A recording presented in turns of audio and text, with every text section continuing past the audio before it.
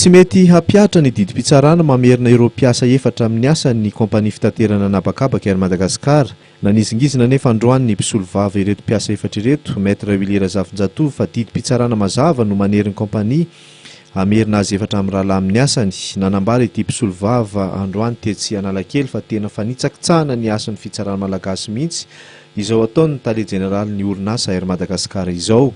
Ny ministra ny fitsarana tamin'ny herinandro ity dia nilaza sy nanamafy fa hoe mbola sy tonga tany amiko izany didy izany, ka raha ho tonga ty amiko didy io dia ho jerevako dia anapa-kevitra ny tenako.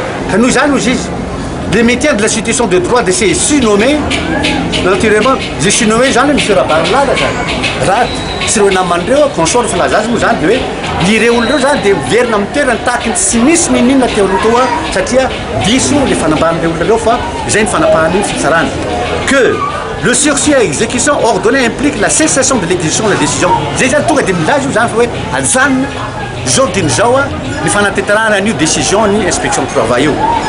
La réintégration des nommés dans leurs fonctions averina kitserano zao fametrahana azy amin'ny asany ao amin'ny asany la jouissance de leurs droits et leurs avantages. Ny fanajana sy fanomezana azy zany ny tombotsoany sy ny soan'ireo toran'ireo amin'ny asany rehetrarehetra.